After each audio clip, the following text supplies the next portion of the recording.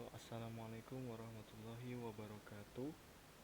Saya Redi Ibrahim dari kelas 1 TRPLA ingin memaparkan materi tentang uji validitas dan reliabilitas. Nah, sebelum ke materi lebih jauh, kita juga harus mengetahui apakah uji validitas dan reliabilitas wajib dilakukan. Jawaban dari pertanyaan tersebut adalah wajib jika menggunakan instrumen penelitian guna melihat kelayakan dan keakurasian alat instrumen penelitian yang digunakan untuk mengukur variabel dan dari objek yang diteliti. Baik, sebelum mengetahui lebih jauh uji validitas, ada baiknya kita mengetahui terlebih dahulu definisi dari uji validitas ini. Uji validitas ini merupakan keadaan yang menggambarkan apakah instrumen yang akan kita gunakan mampu mengukur apa yang akan kita ukur. Hasil yang diperoleh dari uji validitas adalah suatu instrumen yang valid atau sah.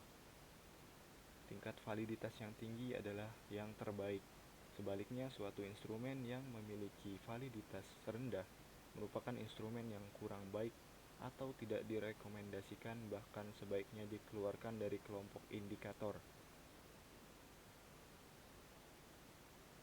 Uji validitas terdapat dua jenis, yang pertama validitas eksternal dan yang kedua validitas internal. Validitas eksternal merupakan validitas yang dilihat berdasarkan hubungan dengan kategori tertentu. Tinggi rendahnya koefisien validitas instrumen bergantung pada hasil perhitungan koefisien korelasi. Validitas kriteria dibagi menjadi dua, yaitu validitas banding dan validitas ramal. Koefisien korelasi merupakan penentu yang menentukan tinggi rendahnya koefisien validitas. Pada pengujian validitas akan dilakukan dengan menghitung korelasi antara masing-masing pernyataan atau indikator skor total menggunakan korelasi product moment. Rumus korelasi product moment adalah sebagai berikut, seperti gambar berikut ini.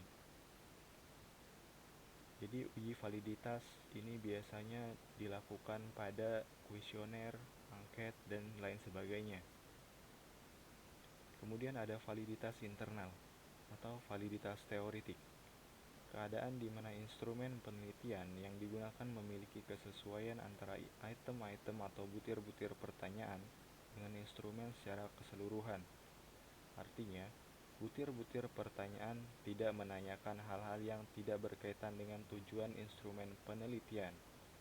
Dan juga butir-butir pertanyaan ini tidak mengambil benar atau salahnya. Kemudian validitas internal terdapat validitas butir atau isi konten. Validitas isi menunjukkan sejauh mana butir pertanyaan dalam suatu tes atau instrumen mampu mewakili secara keseluruhan proporsional terhadap perilaku sampel yang dikenai tes tersebut. Artinya, suatu instrumen dikatakan valid apabila item atau butir-butir pertanyaan yang membentuk instrumen tersebut tidak menyimpang dari tujuan dan fungsi instrumen. Yang kedua, bagian dari validitas internal adalah validitas kriteria. Validitas kriteria ditentukan dengan membandingkan skor-skor tes dengan kinerja tertentu pada sebuah ukuran luar. Ukuran luar ini seharusnya memiliki hubungan teoritis dengan variabel yang mestinya diukur. Misalkan pengukuran yang dilakukan di waktu yang sama. Pengukuran yang dilakukan di waktu yang sama mengacu pada pengukuran-pengukuran yang diambil pada waktu yang sama atau lebih kurang sama jarak antara waktunya. Dan kemudian validitas internal juga terdapat validitas konstruk. Validitas konstruk adalah validitas yang mempermasalahkan beberapa item-item tes mampu mengukur apa-apa yang benar-benar hendak diukur sesuai dengan konsep khusus atau definisi konseptual yang telah ditetapkan. Nah, prosedurnya, tes validitas konstruk ini dipengaruhi oleh faktor-faktor tertentu yang memiliki muatan faktor yang tinggi. butir pernyataan atau pertanyaan dikatakan valid jika R hitung lebih dari R tabel. Validitas konstruk biasa digunakan untuk instrumen-instrumen yang dimaksudkan mengukur variabel konsep.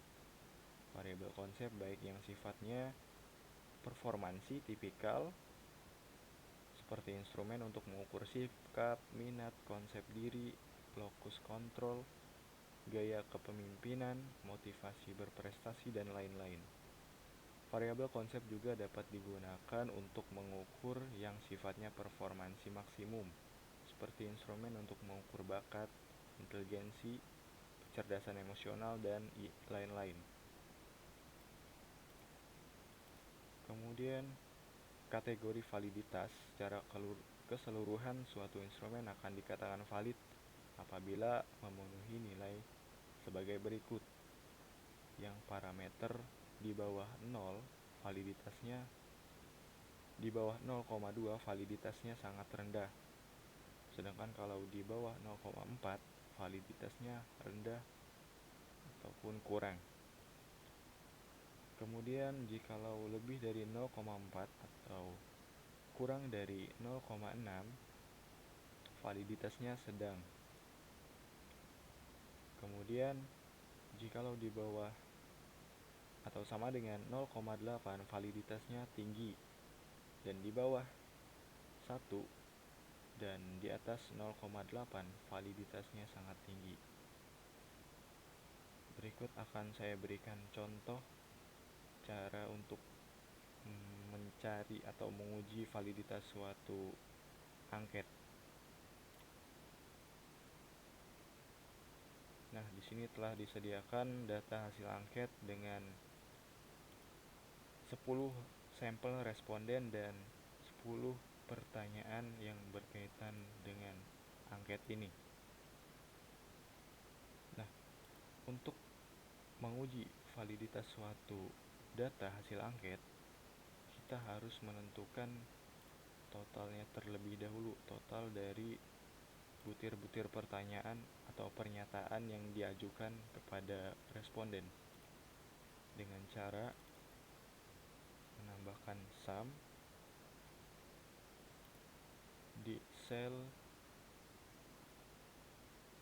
yang ada nomor pernyataannya seperti ini.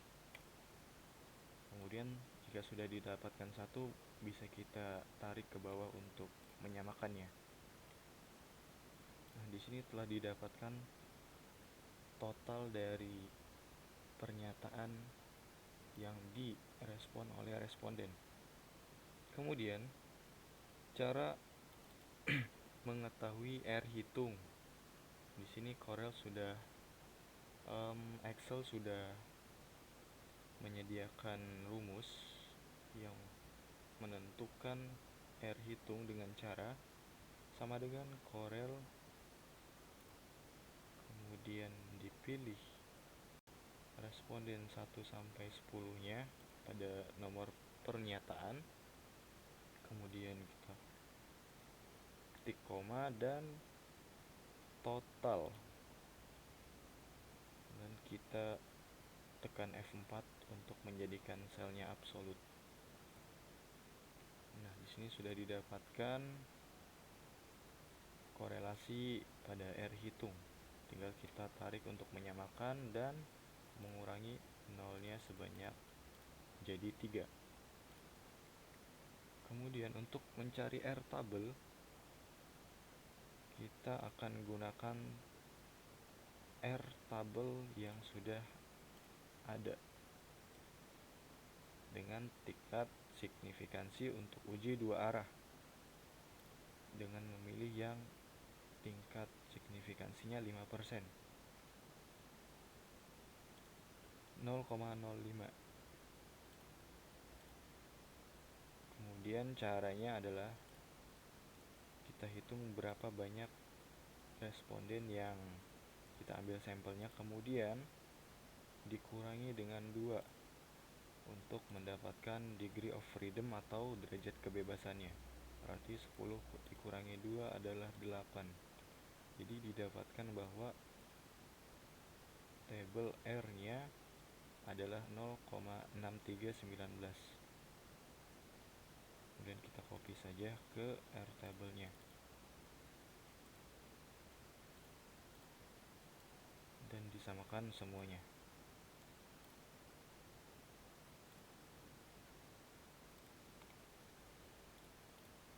Kemudian untuk mencari status validitas dari sebuah angket digunakan kondisi jika R hitung lebih dari sama dengan R tabel, maka suatu pernyataan itu akan valid.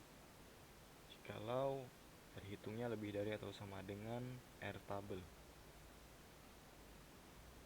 Untuk itu kita gunakan perintah if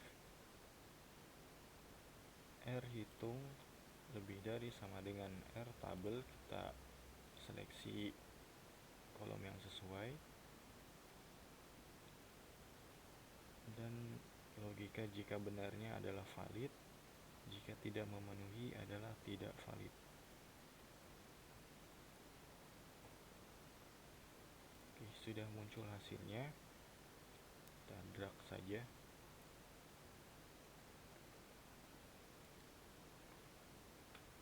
Nah, didapatkan hasil validasi yang telah kita tentukan tadi, yang ini. Jadi selanjutnya adalah menguji reliabilitasnya. Sebelum itu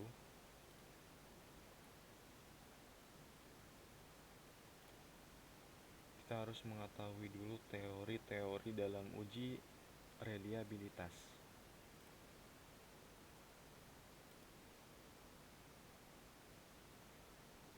Nah, ini contoh penerapan dari uji validitas tadi, mengambil sampel dari angket motivasi dengan Google Form.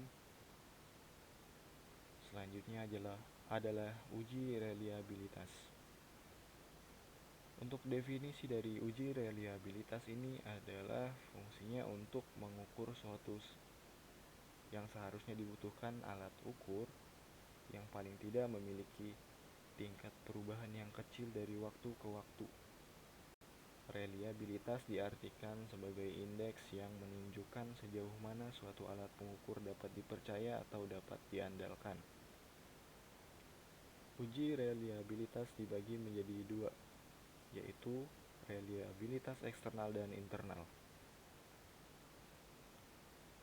Di reliabilitas eksternal terdapat dua teknik. Yang pertama adalah teknik paralel, yang kedua teknik pengulangan.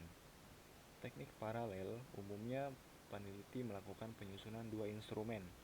Keduanya diuji cobakan pada sekelompok responden. Responden mengerjakan 2 kali, kemudian hasilnya dikorelasikan dengan korelasi product moment. Kemudian teknik pengulangan artinya peneliti perlu menyusun satu instrumen yang diajukan kepada responden, kemudian diujikan pada sekelompok responden. Selanjutnya pada waktu yang lain, instrumen tersebut diberikan kepada kelompok semula untuk dikerjakan lagi. Kemudian hasil dari 2 kali pengerjaan tersebut dikorelasikan. Nah, reliabilitas internal ini merupakan pengujian yang dilakukan cukup 1 kali saja. Terdapat beberapa teknik untuk mencari reliabilitas, yang mana pemilihan teknik tersebut bergantung pada sifat atau karakteristik data. Nah, terdapat beberapa metode dalam reliabilitas internal dengan berbeda-beda rumus juga. Yang pertama ada metode Spearman-Brown. Yang metode ini dilakukan dengan melibatkan butir-butir pertanyaan yang terbukti valid yang sudah melalui uji validitas. Syaratnya data yang digunakan dalam instrumen adalah berupa skor 1 dan 0. Jumlah butir pertanyaannya harus genap. Nah, terdapat langkah dan rumusnya juga, serta syarat-syarat yang harus diperhatikan dalam setiap metode.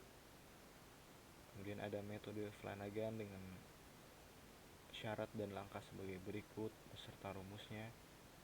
Kemudian yang ketiga ada metode Rulon dengan syarat langkah yang berbeda juga serta rumusnya. Nah, di sini ada persyaratan utama pada model belah 2, yaitu banyaknya butir pertanyaan pada instrumen harus genap agar bisa dibelah. Kemudian harus seimbang antara belahan pertama dan belahan kedua. Selanjutnya yang keempat ada metode KR20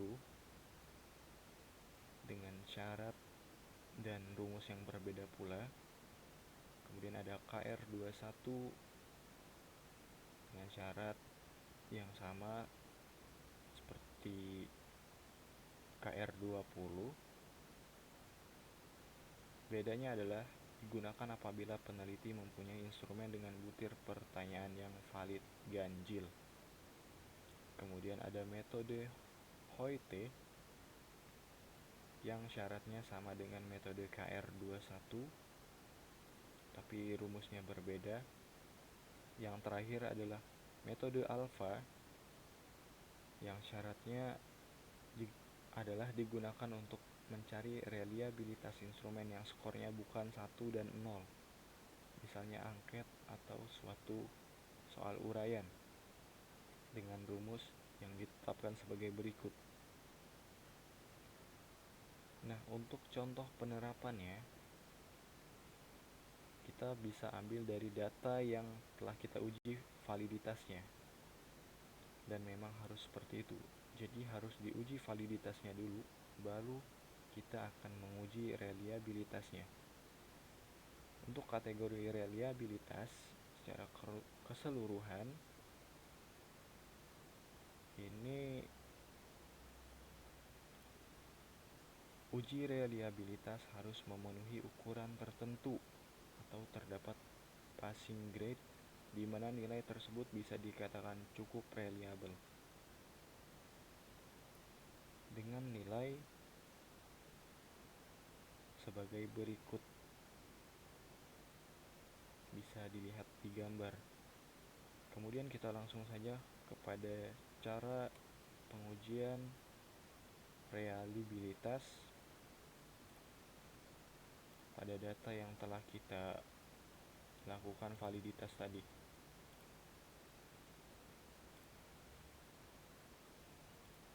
Nah, di sini terdapat data yang telah saya siapkan.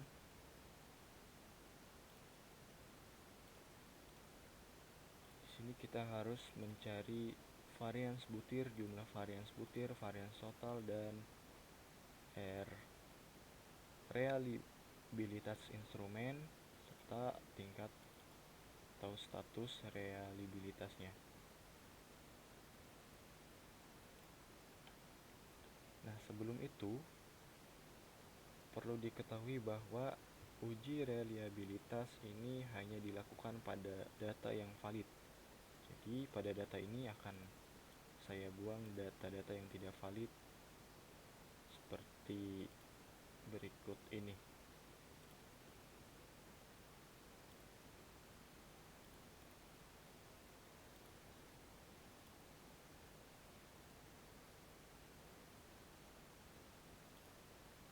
Nah, di sini terdapat data yang tidak valid.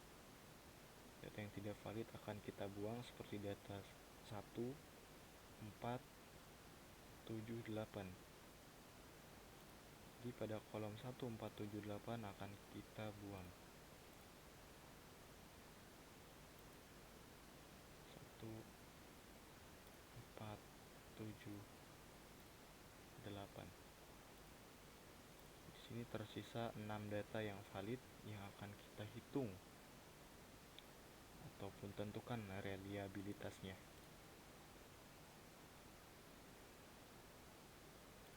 Oke, baik, pertama-tama kita harus mencari totalnya dulu seperti tadi dengan cara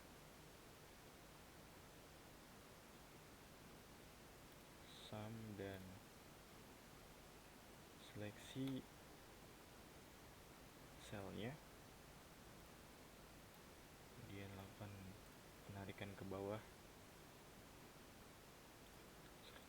mencari variabel ataupun varian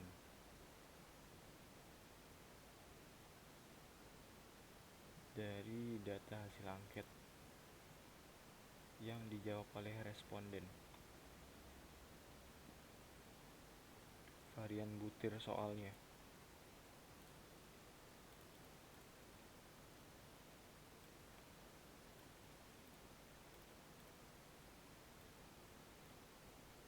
Dan varians totalnya juga.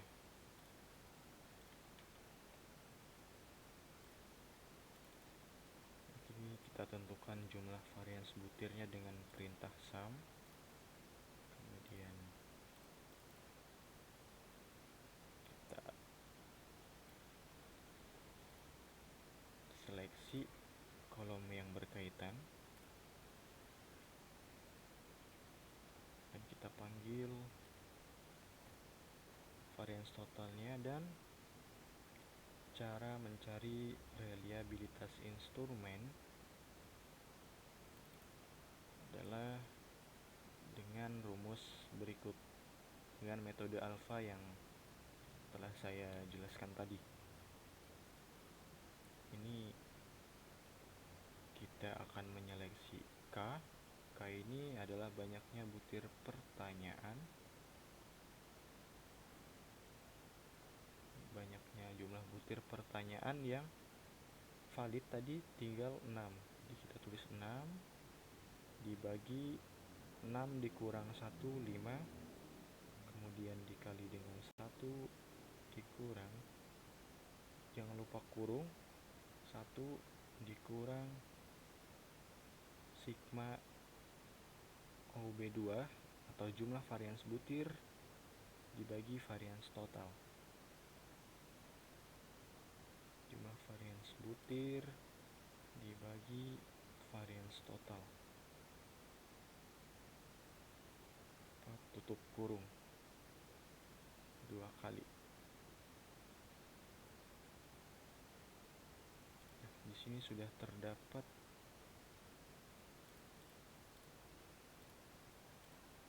reliabilitas instrumen dari angket data hasil yang telah kita siapkan tadi. Kemudian cara untuk mengetahui status reliabilitas ini, kita menggunakan pengkategorian koefisien reliabilitas Guilford, dan pada Excel ini kita menentukannya dengan if. Jadi jikalau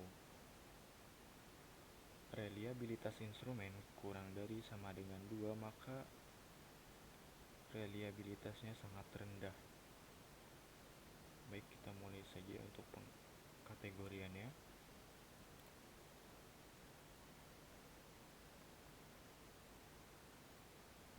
If reliabilitas instrumen kurang dari sama dengan 0,2, jika true akan menghasilkan hasil sangat rendah. Dan jika false, kita tambahkan lagi kondisinya.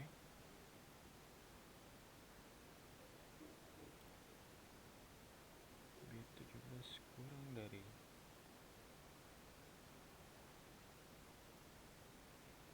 sama dengan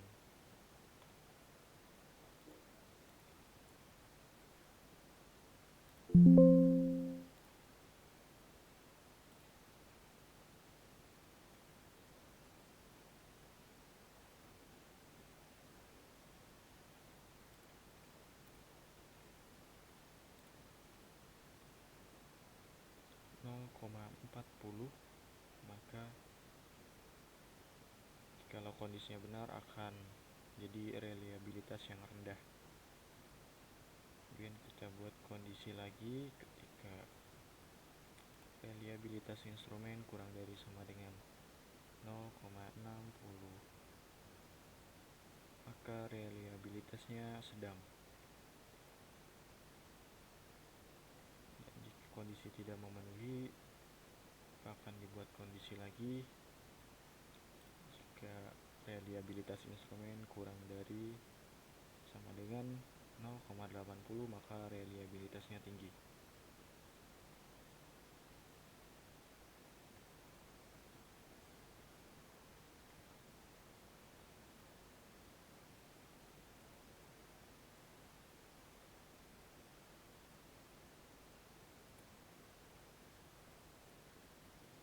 Kita buat kondisi lagi. Posisi sangat tinggi.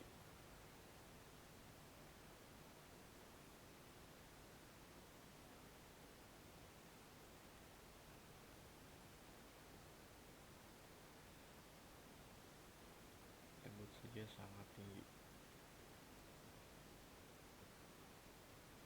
1, 2, 3, 4.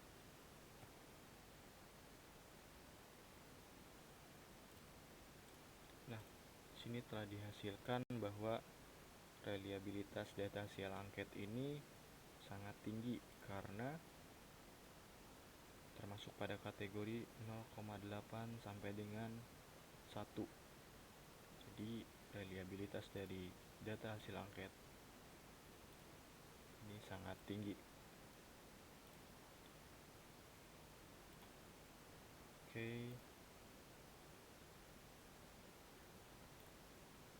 Jadi sekian penjelasan dari saya tentang uji validitas dan reliabilitas ini. Mudah-mudahan bermanfaat. Saya tutup. Wassalamualaikum warahmatullahi wabarakatuh.